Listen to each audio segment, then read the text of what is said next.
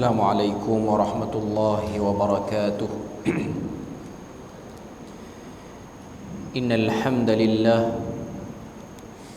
نحمده ونستعينه ونستهديه ونستغفره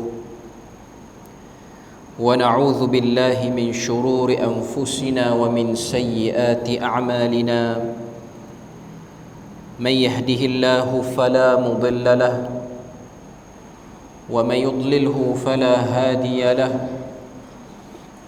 أشهد أن لا إله إلا الله وحده لا شريك له وأشهد أن محمدا عبده ورسوله.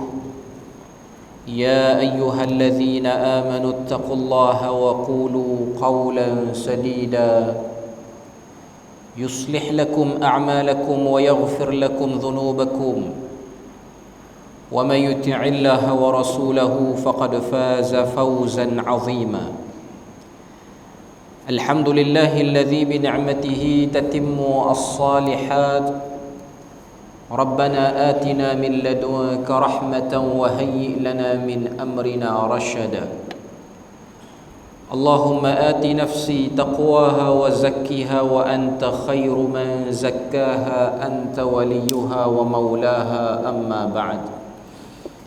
Alhamdulillah, syukur pada Allah Azza wa Jal kerana dengan rahmat dan juga limpah kurnia yang Allah Ta'ala berikan dapat kita bersama pada malam ni, menyambung perbahasan daripada risalah bacaan pelik dan ganjil dalam salat namun sahih. Sambungan kita ialah pada muka surat 151, iaitu pada doa tasyahud yang ketiga. Doa selepas selesai membaca tasyahud sebelum memberi salam. Dalam buku kita ni dia datangkan 5 ataupun 6 riwayat untuk doa. 5 riwayat saja. Doa sebelum daripada beri salam, selepas daripada tasyahud.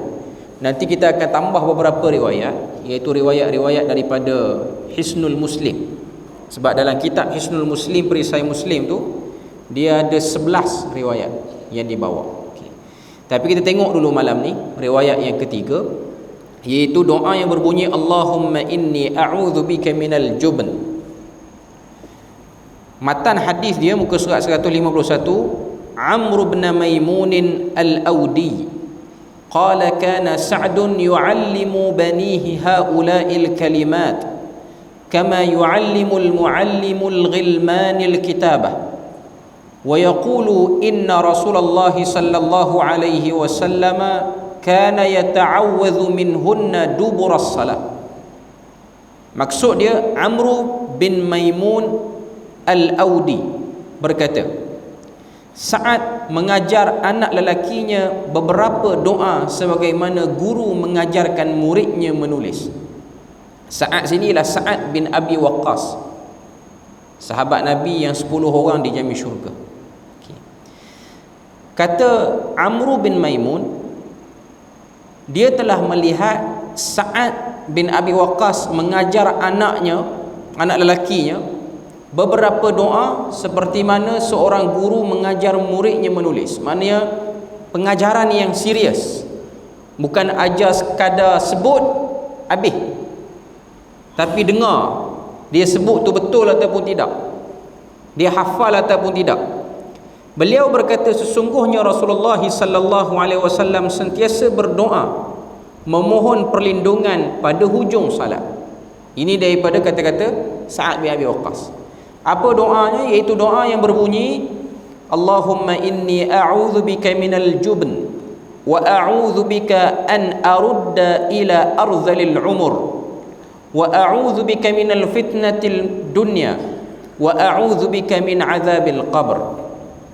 Maksud dia, muka surat 152, Ya Allah, sesungguhnya aku berlindung kepada engkau daripada sifat pengecut. Jubn itu maksudnya ialah pengecut. Aku berlindung kepada engkau daripada sampai umur yang nyanyuk. Ila wa a'udzubika an arudda ila arzalil umur. Arudda itu dikembalikan ila kepada arzali, keanak-anakan umurnya, iaitu balik kepada budak-budak ataupun kita sebut nyanyak lah. Okey. Wa a'udzu bika min fitnatid dunya, dan aku berlindung kepada engkau daripada fitnah dunia. Wa a'udzu bika min azabil qabr, dan aku berlindung kepada engkau daripada azab kubur. Ini hadis yang diriwayatkan oleh Al-Imam Al-Bukhari dalam kitab beliau Sahih Bukhari, iaitu bab berkenaan dengan minta berlindung daripada sikap pengecut. Imam Bukhari letak hadis ni bukan dalam kitabus salah, bukan dalam kitab salat, kitab sembahyang. Duduk dalam kitabul jihad wasyar, duduk dalam bab jihad. Tapi tiba-tiba ada hadis ni. Apa nak sebut pada kita? Apa hubung kait? Hadis ni duduk dalam bab jihad. Tapi hadis ni bukan cerita tentang medan perang apa pun. Hadis ni cerita tentang doa selepas tasyahud sebelum beri salam. Tapi apa kaitan dia dengan jihad? Iaitu pada sifat pengecut itu. Sebab bila mana satu orang dia ada sifat pengecut, maka tiadalah dalam dirinya hasrat ataupun azam untuk berjihad. Tak ada. Bila mana satu orang tu dia ada sikap pengecut, tak payah tanya dia kalau seruan jihad dilaungkan, join ataupun tidak, tak payah tanya. Sebab dia dah pengecut dah pun. Memang dia tak akan join, memang dia akan melarikan diri ke tempat yang lain. Jadi keberanian itu ialah satu benda yang perlu dipinta daripada Allah Azza wa Jalla. Setiap kita ni, setiap muslim, khususnya lelaki, dia kena ada keazaman untuk berjihad. Sekiranya ada lawangan jihad di negara dia, di tempat dia, ataupun di mana-mana kawasan yang dia duduk, semua kena ada. Sebab kita kena tahu jihad itu ialah kemuncak kepada segala amal ibadah yang besar. Tapi bukan jihad yang sembrono. Jihad itu perlu datang daripada pemerintah yang sah, pemerintah yang keluarkan arahan, bukan kita yang rasa perlu jihad sekarang. Sebab tu golongan-golongan yang terpedaya, tertipu dengan persekitaran suasana masyarakat yang bermasalah, tiba-tiba dia rasa kita kena buat jihad. Sebab tu adanya kelompok-kelompok yang disebut sebagai militan. Termasuklah negara kita tak terlepas daripada ada dan wujudnya kelompok militan. Yang terkenal dalam sejarah negara kita apa dia? Al-Maunah, Bukit Saud di Perak. Ini ialah benda yang ada dalam libatan sejarah kita, bila mana ada kelompok yang rasa keadaan di negara kita ni perlu dilakukan dengan cara jihad untuk jatuhkan. Mana jihad bersenjata, tertipu antara jihad dengan pemberontak. Dalam kitab-kitab fiqh ada sebut tentang bab burah. Burah ni maksudnya pemberontak. Bila mana kita tengok pendedahan dibuat oleh pihak berkuasa yang terlibat dalam membantras kelompok ni, rupa-rupanya ada latar lain yang menyebabkan dia orang tertipu. Terlibatnya dia orang dengan benda-benda yang tak jelas, tak betul. Terlibatnya dengan ajaran-ajaran yang tak betul. Itu sebab benda tu datang. Selain daripada orang-orang bijak pandai yang juga ikut kelompok-kelompok militan daripada negara-negara jiran Indonesia apa semua ni, yang menyebabkan mereka tertipu dengan perasaan tu. Cuma nak katanya jihad ni ialah benda yang tersusun.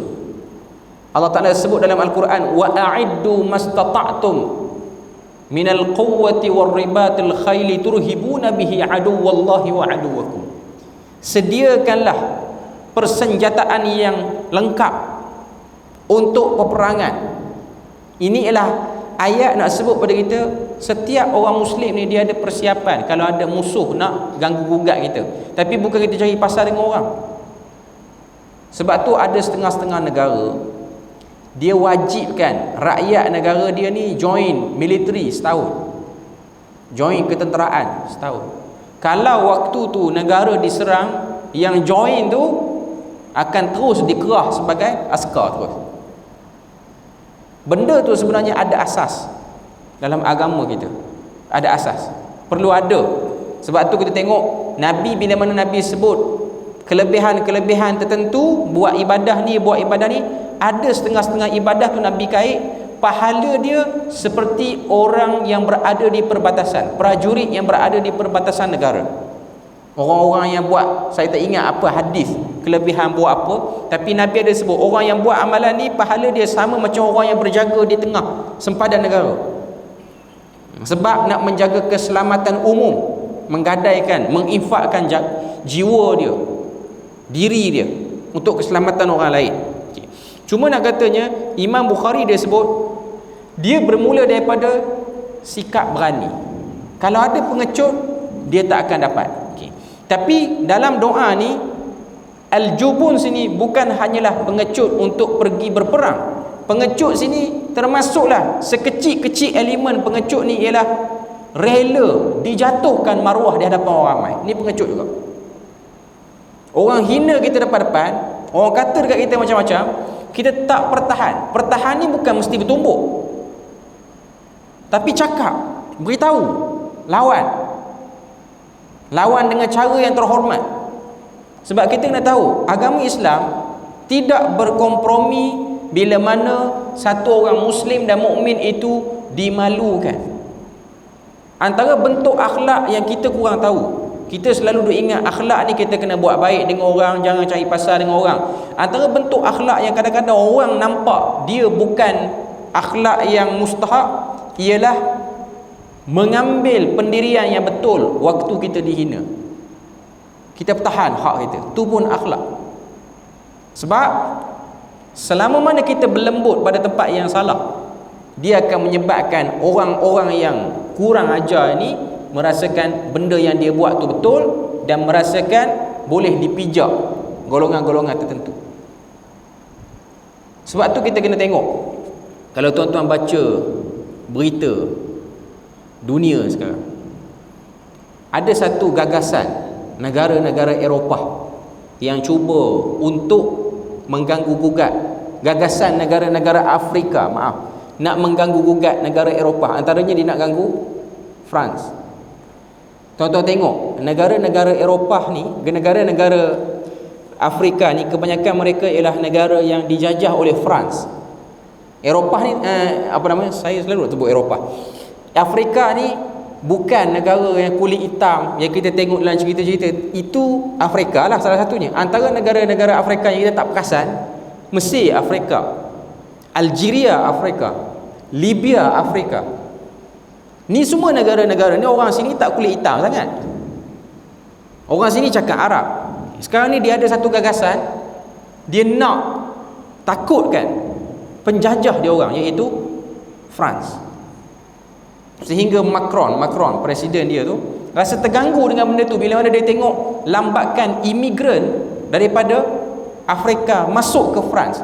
Tuan-tuan tengok, France ni dulu dia jajah semua negara Afrika. Sekarang ni dia nak berpatah balik.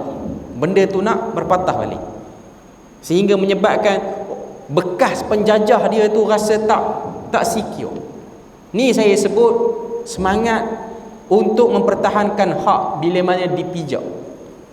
Ianya bagus, ianya betul. Sebab tu agama Islam tidak, orang kata apa, mengambil pendirian bila mana hak kemanusiaan dinafikan, kita pun duduk diam. Tak. Doa yang kita baca ni sebelum daripada kita beri salam, doa ni mustahab walaupun dia kecil je, tapi dia mustahab. Berkait dengan maruah, bila mana dihina, bila mana orang cabul maruah kita kena bertahan supaya si pencabul, si penghina itu tidak merasa berkuasa, tidak merasa hebat. Sebab tu tuan-tuan tengok, antara gagasan dunia Islam yang agak kehadapan, pemimpin-pemimpin Islam yang agak kehadapan, kita tak nak bincang negara dia boleh apply Islam semua ataupun tidak. Saya nak sebut secara umum. Antaranya ialah negara Turki, presiden dia sekarang Recep Tayyip Erdogan tu, ataupun Arab panggil Rajab Tayyip Erdogan. Tuan-tuan tengok, dia ada satu persidangan dengan semua pemimpin-pemimpin dunia. Ada satu benda dia buat mengganggu betul mata orang-orang Eropah. Apa dia? Dia duduk dalam persidangan tu, dia pakai baju kot, biasalah macam pemimpin-pemimpin negara lain. Dia pakai pin bendera Turki tu, dia letak di belah kanan. Biasa kita kan pin apa-apa kita letak belah kiri. Eropah, itu etika Eropah, barat punya etika. Dia cabut, bila mana ada orang suruh betul, dia cabut, dia letak belah kanan. Benda tu menyakitkan mata United Kingdom punya pemimpin. Small gesture. Saya kata gerakan yang kecil je, dia rasa semacam, dia rasa macam ish, lain macam dia ni, dia berani nak tunjuk Islam di sini. Ini ialah bentuk keberanian. Dia hanya alih pin bendera Turki daripada belah sini ke belah sini. Tu saja. Dia bukan kata UK tak kerti bahasa, Amerika bongok punya orang. Dia tak kata. Dia hanya buat benda tu. Dia tahu. Dan orang barat cukup tahu yang suka mendahulukan kanan ni ialah Muslim. Lepas tu dia panaskan lagi persidangan tu dengan apa? Waktu nak bergambar semua pemimpin negara ni, dia letak dah bendera. Atas lantai tu ada bendera. Bendera tu mewakili position pemimpin negara masing-masing. Dia berdiri ikut bendera negara dia orang. Recep Tayyip Erdogan ni dia berdiri, dia cabut stiker bendera Turki tu, dia letak dalam poket coat dia. Orang tanya sebab apa? Sebab simbol bulan dan bintang, bulan sabit dan bintang pada bendera Turki itu ialah agama Islam. Takkan aku letak agama Islam bawah tapak kasut aku? Aku letak atas. Benda ni belum nampak kuasa ketenteraan lagi. Benda tu saja, dia dah rasa something. Dia dah rasa isu besar. Dia rasa macam kurang ajar masuk majlis orang. Tapi kita sebagai Muslim, kita tahu itulah pendirian. Sebab tu kita tengok para sahabat, bila mana dia orang dihantar ke Rom untuk pergi jumpa Maharaja Rom, Maharaja Parsi, ada sebahagiannya mereka ni tak ikut protokol. Tujuannya apa? Nak tunjuk aku berani. Ada yang tak tunduk bila mana masuk laluan ke istana ataupun ke tempat mulia dia tu, masuk lalui belakang, dahulukan punggung dulu. Tujuannya untuk menghina. Ini berani. Kesan daripada apa? Doa-doa ini. Akhirnya apa jadi, tuan-tuan? Tak jadi apa pun. Tidak ada apa yang merugikan dan tidak ada apa yang boleh menjatuhkan. Tapi itulah nilai jati diri yang ada pada seorang Muslim daripada doa yang kecil ini. Kemudian tidak dikembalikan di saat usia dah lanjut kepada keadaan keanak-anakan. Ini pun mustahak. Sebab bila mana kita berusia tua, antara benda yang hebat pada satu orang yang dah berumur ni ialah ada haibah. Ada haibah. Tuan-tuan tahu apa maksud haibah? Haibah ni wibawa. Makin dia tua, makin wibawa. Kita boleh baca surah Yusuf.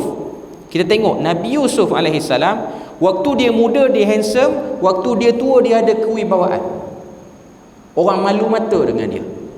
Dia tak pakai benda-benda yang hebat, tapi orang malu mata dengan dia. Ini ialah kesan-kesan kesalehan dan ketakwaan satu orang dan hubungan baik.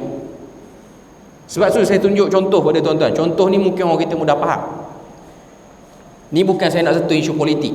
Cuma saya nak mengambil manfaat daripada orang yang ada hubungan dengan Tuhan.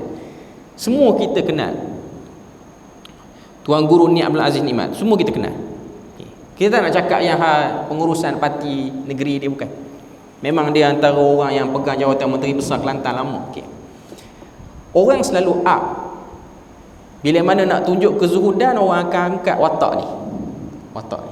Antara benda yang ada pada diri dia, orang selalu mention ialah jam tangan dia. Jam tangan dia tu, jam tangan Casio lama yang ada arah kiblat. Dia punya kepala jam tu warna hitam. Lepas tu tali jam tu bukan tali jam asal, tali jam yang dia tukar kat kedai lah. Lepas tu orang banding dengan pemimpin-pemimpin lain. Pemimpin-pemimpin lain kan jam dia mahal. Satu jam boleh beli 3 banglo dah. Okay. Benda tu dia boleh irritating, tak boleh faham. Dia boleh ganggu orang-orang yang ada problem ni. Hanya jam dia je. Jam dia, pakaian dia apa semua. Ini dia panggil haibah. Dia dah tua dah pada waktu tu. Haibah. Orang malu. Padahal kalau kita tengok dengan diri dia tu, saat-saat umur dia dah makin tua, kalau orang pukul dia pun, dia mesti rebah dan jatuh pun. Bukan nak suruh pukul, cuma saya nak kata, nak lawan memang akan menang kita yang bertenaga, tapi tak gamak nak buat. Dia ada satu haibah, kekuatan. Satu lagi contoh saya boleh bagi. Saya nak kata kesan kalau kita betul-betul berdoa dengan doa yang benar, kita menghayati doa tu. Tuan-tuan mungkin pernah kenal Satu orang di Palestin, tokoh Palestin ni, Syekh Ahmad Yasin. Dia dah lama dah meninggal. Syekh Ahmad Yasin ni duduk atas kursi roda, guru bahasa Arab. Dialah yang menjadi pencetus idea kepada penubuhan Brigade Al-Qassam di Gaza. Brigade Al-Qassam tu satu ketenteraan underground yang selalu kacau Zionis di Palestin. Tuan-tuan tengok, dia duduk atas kursi roda. Dengan sebab dia kena penjara oleh pihak Zionis, dia kena torture sehingga lumpuh kaki dia ni, dikeluarkan dalam keadaan dah duduk atas kursi roda. Tuan-tuan tahu cerita dia mati macam mana? Dia mati waktu mana dia keluar untuk salat subuh, ditolak oleh pembantu dia, ditembak dengan helikopter Apache. Kena ada helikopter lalu, kena tembak dia yang duduk atas kursi roda. Yang nak angkat senapang pun tak boleh. Tak ada orang berani boleh pergi pistol depan dahi dia. Tak ada orang berani. Nak kata payahnya nak bunuh dia, terpaksa buat satu konspirasi yang begitu terancang. Ini haibah. Padahal dia tak ada tenaga apa. Dia duduk atas kursi roda, orang kena angkut dia pergi mana-mana. Suara dia, kalau tuan-tuan tengok video dia, suara dia kecil je. Bukan suara orang yang garau apa semua, bukan. Tapi kerana apa? Hubungan dia pada Tuhan. Salah satu daripada bentuk hubungan kepada Allah Azza wa Jalla ialah doa-doa yang dibaca dalam salatnya. Sebab tu saya sebut, doa yang diajar oleh Nabi ni ialah doa yang special kalimah dia. Orang datangkanlah kalimah mana-mana pun, pasti kalimah ni yang paling terbaik. Tidak ada kalimah lain. Sebab tu kita kena tengok betapa luas dan mendalamnya doa-doa yang diajarkan oleh Nabi ini. Wa a'udzubika min fitnatid dunya, dan aku berlindung daripada fitnah dunia. Fitnah dunia banyak. Kita pun tak tahu apa fitnah dunia yang sedang berlaku, akan berlaku dan tengah berlaku. Kita ni berada dalam sasaran fitnah dunia atau tidak, kita tak tahu. Tapi nak kata fitnah dunia tu banyak. Wa a'udzubika min azabil qabr, dan benda yang tak pasti juga nanti bila mana kita dikuburkan, selamat ke tak selamat daripada azab kubur. Kita tengok dalam keterangan, sikap pengecut menyebabkan kita tidak mampu menegakkan agama dengan sebaik-baiknya. Kita juga tiada kekuatan untuk membantu orang-orang yang dizalimi, sedangkan Islam amat memerlukan orang-orang yang berani untuk menegakkan agama ini dan juga membela nasib orang-orang yang dianiaya. Itu realiti umat Islam sekarang. Tuan-tuan tengok negara-negara Arab yang kaya, bila mana dia tengok negara-negara lain yang bergolak, tak boleh buat apa-apa pun, tak boleh nak deal, tak boleh buat apa-apa. Dicabut rasa berani, dicampak rasa pengecut dalam hati sebahagian orang-orang yang memegang urusan orang Islam hari ini. Nyanyuk akan menimbulkan pelbagai kesan negatif. Antaranya, kita tidak mampu beramal dengan sebaik-baiknya. Kita tidak mampu menjalani kehidupan dengan baik. Kita juga akan menyulitkan kehidupan orang lain. Sebab tu nyanyuk ni antara benda yang kita kena minta kepada Allah Ta'ala supaya kita tak kena. Sebab nyanyuk ni boleh menghilangkan rasa hormat anak-anak pada kita. Dia akan rasa meluat. Bukan senang untuk menguruskan mak ayah yang mengalami benda-benda macam ni. Bila mana dia dah kena Alzheimer apa semua, bila mana dah demensia apa semua, ni semua penyakit-penyakit berkaitan dengan nyanyuk ni. Benda tu susah orang kata apa, nak deal dengan dia. Sebab dia bukan budak, dia orang tua. Jadi ini adalah benda-benda yang kita minta lindung. Biarlah kita dimatikan dalam keadaan kita masih lagi okey. Tua tak apa, tapi okey. Tidak dibosani oleh orang dan anak-anak lah khususnya.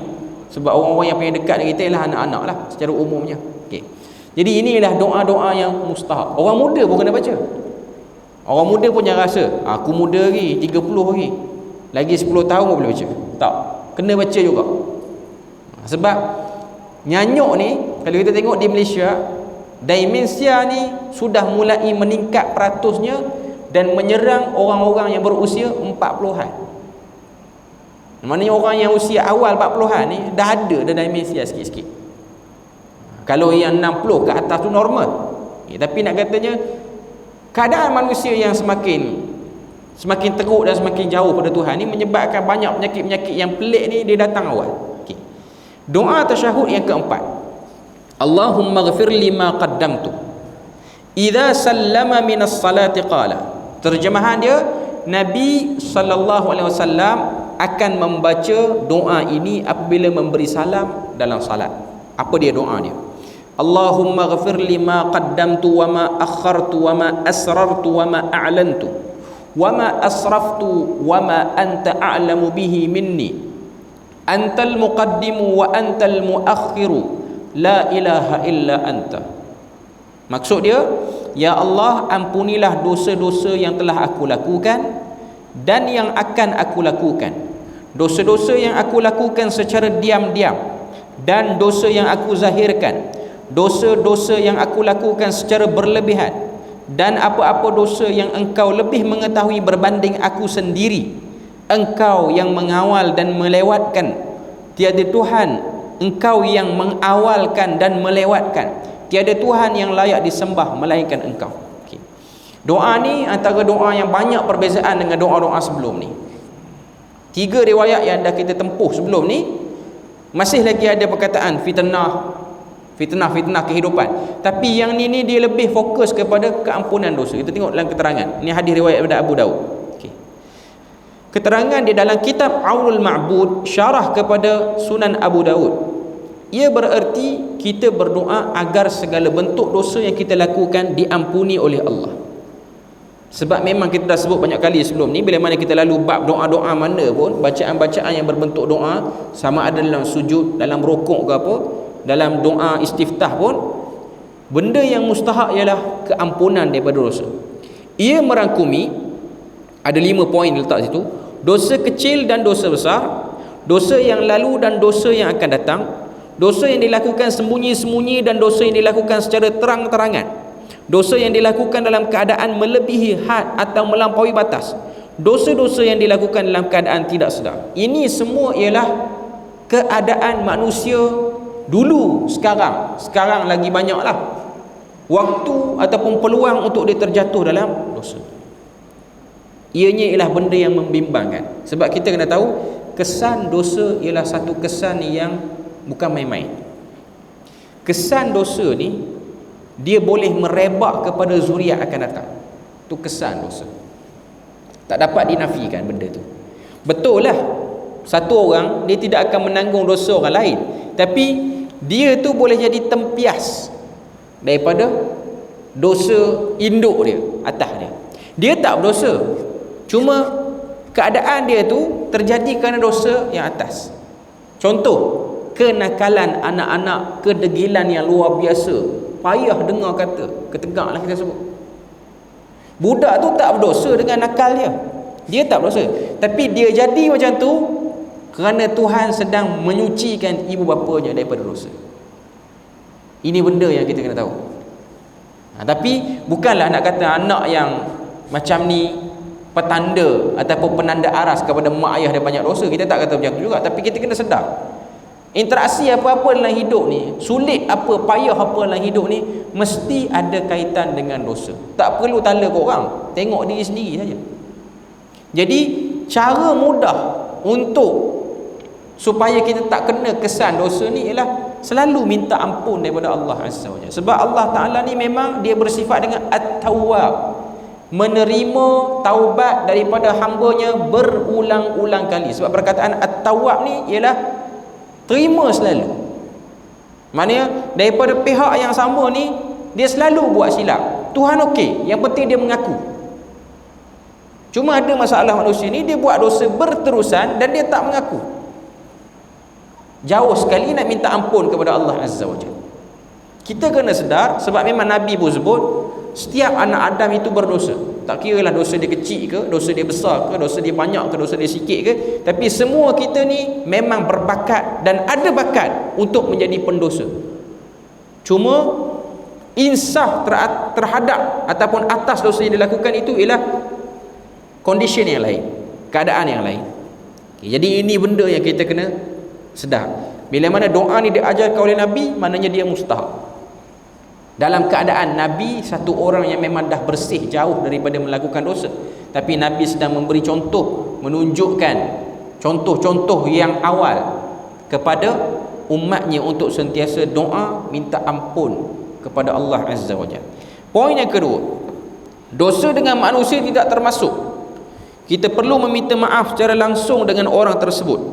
Dosa dengan manusia bererti dosa dengan Allah Azza wa Jalla juga. Justru kita mesti memohon keampunan kepada Allah dan kemaafan pada manusia. Yang ni yang paling banyak dan yang paling sukar untuk kita berurusan dengannya. Sebab dosa dengan orang ni, ada kita tahu dia tu kita buat salah dengan dia. Ada sebahagian benda kita tak tahu pun. Contoh benda ni ialah benda realiti ataupun realistik kehidupan. Kita satu orang yang cuai dalam mengikuti peraturan jalan raya. Kecuaian kita menyebabkan ada orang aksiden, ada orang mati. Kita mungkin waktu kita cuai tu kita tak rasa, just cuai je lah. Tapi ada orang yang menjadi mangsa kerana kita. Sebab tu dia ada perbahasan di kalangan para fuqaha, pihak ketiga yang menyebabkan berlakunya kecelakaan, kemalangan. Pihak ketiga, bukan pihak yang pertama dan kedua. Saya bagi contoh situasi. Satu orang dia melintas jalan, dia tak tengok kiri kanan, dia melintas. Waktu dia melintas, ada kereta, ada motor yang datang daripada kiri dan kanan jalan. Okay. Dia mungkin berjaya melintas, tapi ada kereta motor yang telah brek kecemasan menyebabkan dia orang aksiden. Kita tak ada apa pun, yang melintas tak ada apa pun. Tapi dengan sebab dia brek kecemasan, yang belakang pula tak perasan brek itu, akhirnya berlaku 1, 2, 3 perlanggaran, rosak kenderaan orang banyak. Dari segi hukum fiqh, yang menanggung semua kerugian itu ialah yang melintas tadi. Dia tak luka apa pun. Ini dosa dengan orang. Dosa dengan orang. Sebab tu sekarang tuan-tuan tengok kan, orang bawa kereta, orang bawa motor, semua nak kena ada kamera semua. Dulu saya ingat, dulu saya kecil-kecil dulu, kereta-kereta ni tak ada lagi kamera-kamera yang tak ada. Kereta ada lah, cuma nak kata ni, benda tu bukan kemestian. Maknanya kalau berlaku aksiden pun kita boleh trace lah, kita boleh deal. Sekarang tak boleh, sebab ada orang memang dia ada akal, dia nak lari, dia nak tipu. Saya cerita sebab anak saudara saya yang di Terengganu bulan lepas aksiden, mati. Dia dengan kawan dia sebelah tu mati. Yang langgar tu, yang tukar lorong tu ialah satu orang yang cuai lah, dia menukar lorong dalam keadaan tak beri signal apa. Bila mana orang kata apa, kalau orang cari CCTV apa semua, cari dashcam apa semua ni, akhirnya dapat sabit kes. Sampai sudah tak mengaku. Kawan tu dah mati dah pun. Dah ada orang yang susah urusan. Okay. Ini ialah dosa-dosa yang kita tak perasan. Tapi dia dosa lah. Dia sebuah dosa. Sebab tu kalau kita tengok, ianya ialah benda common sense ni, common sense, akal dan budi ni ialah benda yang kurang orang beri perhatian, berinteraksi dengan manusia ni. Jadi ini benda penting, benda mustahab. Sebab tu saya ada pernah sebut, rasanya bukan kuliah sini, kuliah tempat lain. Ada satu orang doktor perubatan, dia up status di Facebook dia. Dia pergi kedai makan dengan anak-anak dia. Doktor ni perempuan. Lepas pada tu ada satu meja sebelah, pakaian tu macam pakaian orang masjid lah, pakai baju Melayu, pakai kain plekat, pakai jubah, pakai kurta apa semua, duduk di meja sebelah, ngisap okok. Lepas tu tegur, doktor ni tegur sebab dia ada anak kecil, buat tak peduli. Itu dosa, hakikatnya itu dosa. Orang yang merokok, dia kena berusaha untuk tidak menyakiti orang. Dia nak isap okok seorang diri, dia tak apa, tapi biasanya lah dia tak endah sangat nampak ni, dia tak peduli sangat. Minta maaf saya sebut benda ni. Saya sebut benda ni sebab ianya berkaitan dengan dosa yang kita sebut sebagai tak sengaja. Sebab dalam bacaan doa kita ni ada disebut wama asrartu wama a'lantu wama asraftu. Benda yang aku tak zahirkan, benda yang aku buat secara diam-diam, benda yang aku buat secara berlebihan. Sebab dosa ni bila mana kita selalu duduk buat, dia akan menyebabkan kita jadi tegar dengan dosa tu, tak rasa apa, rasa biasa je, rasa okey, tak ada masalah pun. Okey. Jadi ini ialah satu bentuk menyedarkan ni. Maknanya orang yang salat, Dia sedar diri dia terjatuh dalam dosa, dia berusaha untuk tidak melakukan dosa kerap. Itu nak sebutnya bila mana kita baca doa ni. Muka surat 155. Ada kategori dosa yang tidak cukup sekadar memohon keampunan sahaja. Contohnya dosa menipu maklumat atau menyeleweng fakta. Mahu tidak mahu kita mesti membetulkan semula maklumat dan fakta tersebut. Yang ni satu hal yang kita sebut sebagai fitnah, menjatuhkan maruah orang.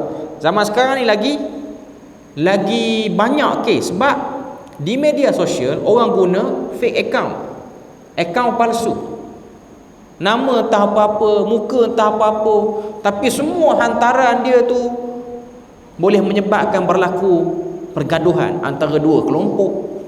Ini benda yang kita kena sedar. Ini perkara yang kita kena sedar. Jangan jadi batu api yang menyebabkan orang jadi kecoh. Mungkin kita tengok benda ni biasa je, tapi benda ni besar, mustahak. Tambah-tambah poin ketiga ni dengan musim pilihan raya ni lagilah kena rapat. Bila mana nak berkempen, hati-hati jangan menyebarkan maklumat yang salah. Kita kena ingat, saya dah sebut sebelum ni, waktu pilihan raya ke, waktu bukan pilihan raya ke, malaikat ni dia tak pencen daripada tulis catatan. Walaupun ada orang kata tak apa, ni tipu daya di medan perang. Tipu daya medan perang cerita lain. Memang ada hadis Nabi kata al-harbu khida'u. Peperangan itu ialah tipu daya. Kita tak boleh cakap straight sangat dalam medan perang, tapi itu medan perang. Medan perang persenjataan.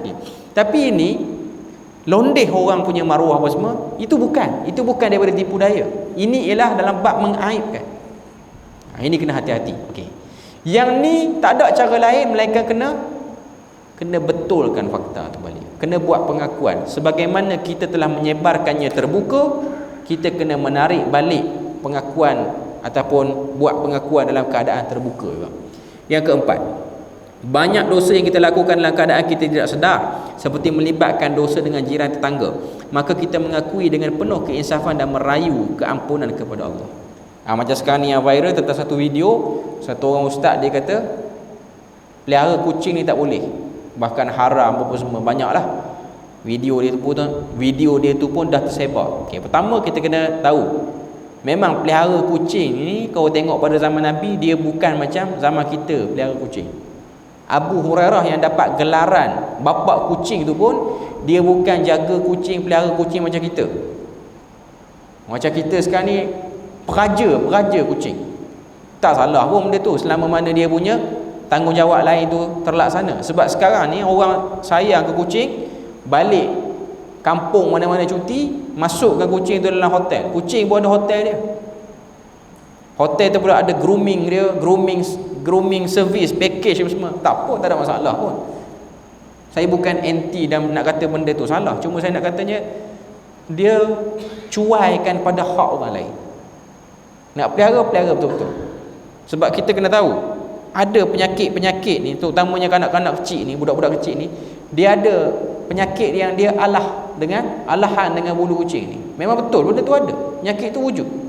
Kena hormat. Kadang-kadang jiran kita ni ada anak-anak kecil apa semua ni, kita kena jaga hak dia. Apatah lagi membiarkan kucing peliharaan pergi berak, pergi kencing, pergi rosakkan, itu semua di bawah tanggungan tuannya sendiri. Jadi ini benda yang kita kena sedar lah. Bukan kucing sajalah, lembu ke, binatang ternak apa semua ke, termasuklah taik-taik binatang ternak kita, taik lembu apa semua. Kalau kita suasana perlis ni, apa lagi benda yang berkaitan dengan dosa yang kita tak sangka. Taik traktor, taik traktor menyusahkan orang hakikatnya. Menyusahkan orang, sangat menyusahkan orang. Minta maaf saya sebut benda ni. Orang yang ada, dia kena bertanggungjawab lah buat tu. Dia sangat-sangat bertanggungjawab, sebab dia menyusahkan orang. Ada orang accident kerana benda tu. Kita bertanggungjawab lah buat tu. Walaupun kita dah balik rumah dah, traktor dah simpan dah, tapi dengan sebab kita tak alih, ada orang accident, kita pun tak ambil tahu. Kita pun mungkin boleh kata, ni bukan traktor saya, traktor orang lain.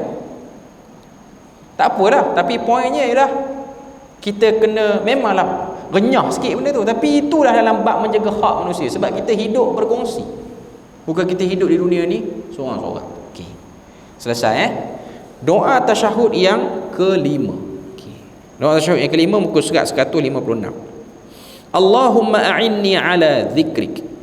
Anna Rasulullah sallallahu alaihi wasallam akhadha biyadihi wa qala ya Mu'adh wallahi inni la uhibbuka wallahi inni la uhibbuka. Faqala usika ya Mu'adh la tad'anna fi duburi kulli salatin taqul Allahumma a'inni ala dhikrika wa syukrika wa husni ibadatik. Ni hadis ni riwayat daripada Abu Dawud. Sesungguhnya Rasulullah telah memegang tangan Mu'adh. Mu'adh ni lah Mu'adh bin Jabal. Mu'adh bin Jabal ni antara ahli Quran, sahabat Nabi yang hebat dalam Quran, setaraf dengan Ubay bin Ka'ab, Abdullah bin Mas'ud, Salim maula Abi Hudzaifah. Ni semua sahabat-sahabat Nabi yang hebat dalam Quran. Nabi pegang tangan Mu'adh dan Nabi kata, demi Allah aku benar-benar mengasihimu dan menyayangimu. 2 kali Nabi ulang, aku benar-benar mengasihimu dan menyayangimu. Lalu baginda berkata lagi kepada Mu'adh, aku berpesan kepadamu wahai Mu'adh, janganlah meninggalkan doa ini pada setiap hujung salat, iaitu sebelum salam. Allahumma a'inni ala zikrika wa syukrika wa husni ibadatik. Maksud dia apa? Ya Allah, bantulah aku dalam mengingati engkau, mensyukuri engkau dan memperelokkan ibadah kepada engkau. Doa ni saya kira semua orang pernah dengar. Okay. Cuma kita nak ambil manfaat daripada doa ni ialah pada hadis Nabi yang atas tu. Hadis Nabi yang atas tu Nabi kata wallahi inni la uhibbu. Nabi ni bila mana dia bersahabat, duduk dengan para sahabat ni, cara Nabi bersahabat luar biasa. Sebab tu semua sahabat Nabi kata, bila mana aku duduk dengan Nabi, aku akan rasa Nabi paling sayang aku seorang. Nabi tak sayang dah Abu Bakar, tak sayang dah Umar, tak sayang dah yang atas-atas tu, sayang aku je. Okay. Dalam satu hadis Nabi sebut, bila mana kita menyayangi saudara kita, kita kena bagi tahu dia. Cuma masalah dia sekarang, bila kita sebut dengan perkataan macam ni, apa jadi suasana sekarang? Tuan-tuan ada kawan rapat lelaki lah, tuan-tuan sebut macam ni. Yang berusia mungkin okey lah, yang selalu datang masjid. Yang muda-muda ni, yang belajar universiti, college ni, tiba-tiba pergi dekat kawan dia lelaki, pegang tangan dia, kata aku menyayangi kamu. Benda tu orang pun tengok atas bawah tau. Sekarang ni kan orang nampak LGBT lah benda tu. Sekarang ni orang pergi gym pun dituduh LGBT. Tuan-tuan tengok hantaran-hantaran di media sosial ni, orang lelaki pergi gym, buat badan jadi sadar habis apa semua ni. Biasanya orang lelaki yang macam ni akan digolongkan sebagai gay. Biasanya, tak semua, tapi biasanya macam tu. Yang tiba-tiba dulu kurus, sekarang dah berisi kemas lah. Kenapa jadi macam tu? Sebab suasana. Dulu tak macam tu pun. Dulu tak ada isu. Tapi sekarang ni dia macam ada satu trend. Bila mana dia pergi je, kita akan curiga dengan dia. Jadi tengoklah suasana masyarakat bila mana kita nak sebut tu. Kita bagi lalu azan, nanti kita buat kesimpulan akhir.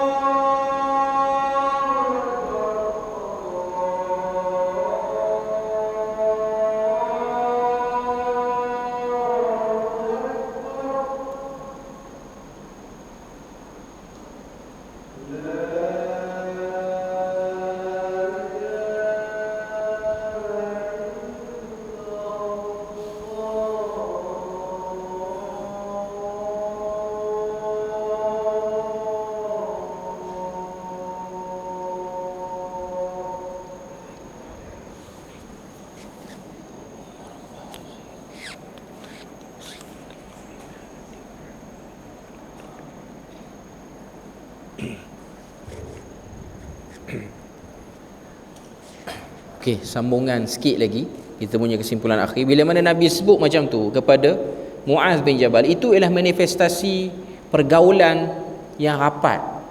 Okey. Cuma saya sebut tadi, dalam masyarakat kita benda ni tak boleh. Suasana masyarakat kita dia akan menyebabkan orang faham lain macam. Orang akan golongkan kita dalam golongan songsang. Macam saya sebut tadi, orang pergi gym semua. Okey. Jadi kita kena tengok pada suasana. Memang orang Arab benda ni okey. Hatta saya dulu di Jordan pun tengok orang lelaki jalan dalam pekan apa semua, jalan dalam pasar apa semua ni, pegang tangan macam ni, berayun tangan, itu normal di negara Arab. Tak boleh buat sebab kita kabut nampak something, pegang tangan apa semua, inilah benda biasa di negara Arab. Kita bila mana kita rapat dengan satu orang Arab ni, dia orang buat macam tu, kita rasa tak selesa sebab kita tak biasa. Cuma di negara kita ni, kita kena pilih dengan kesesuaiannya lah. Kesesuaian. Jangan orang kata apa, rigid sangat dalam melihat hadis ni, mesti kena sebut direct apa semua. Kita kena tengok keadaan. Kadang-kadang orang boleh silap faham bila mana kita sebut. Tapi kita ada cara kita sendiri untuk kita nampakkan kita ni rapat macam mana. Okay. Cuma nanti kita akan tengok pada kali akan datang keterangan-keterangan dia. Lepas tu kita akan tambah sikit beberapa riwayat daripada Hisnul Muslim. Barulah kita masuk muka surat 158 tu, kaifiat amalan dalam salat yang perlu dinilai semula. Yang tu kita tengok pada minggu depan. Okay. Jadi kita berpada situ je untuk malam ni. Moga Allah Ta'ala beri rahmat dan berkat. Subhanakallahumma wa bihamdik, asyhadu an la ilaha illa anta wa astaghfiruka wa atubu ilaik. Wassalamualaikum warahmatullahi wabarakatuh.